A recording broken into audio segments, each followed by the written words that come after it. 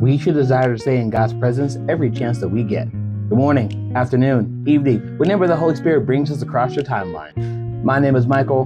Welcome to Ongoing Gospel Seekers. We have been studying an article in my Bible called Effective Prayer, which we have defined as continual communication with God in our lives. And as we've been studying the article, we got to this part that's titled Reasons for Prayer. And our third reason is how prayer can affect and change the outcome that God would like to do in our lives. We took a look at Exodus 33 and 11, but there's two portions to it. If you're paying attention, you saw that one part of the verse was highlighted for me. So let's get into it and let's read it again. Inside the tent of meeting, the Lord would speak to Moses face to face as one speaks to a friend. Afterward, Moses would return to the camp, but the young man who assisted him, Joshua, son of Nun, would remain behind in the tent of meeting. This is what my Fire Bible says about Joshua staying behind. Joshua not only served Moses faithfully, but he also developed a deep personal relationship with God. From his youth, he learned to spend time with the Lord.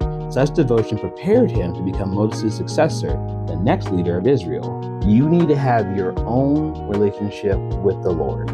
Me with these videos, the preacher you follow and watch their sermon every single Sunday, the commentator that every time he drops a book, you go out and buy it. That's not your relationship. You, personally, need to have your own relationship.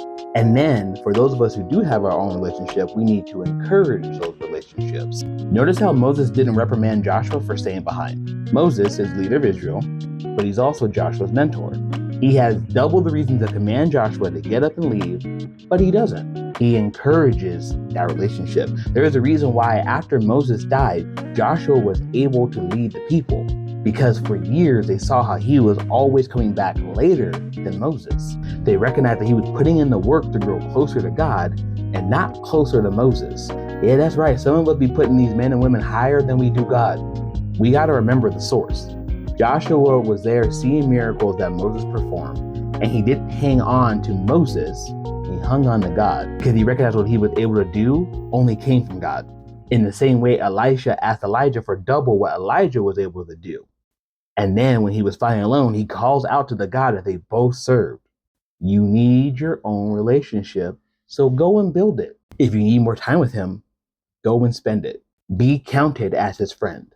If you have someone in your life who has an intense relationship with God, you should desire that relationship for yourself. And as you get closer to them, they should point you back to the source. So when the time comes, you can stand on your own faith and in your own calling. But that's all I have for you today. The Lord wants us to, we will see each other again. And then we will continue to seek the good news of the Holy Spirit together. I love y'all. Shalom.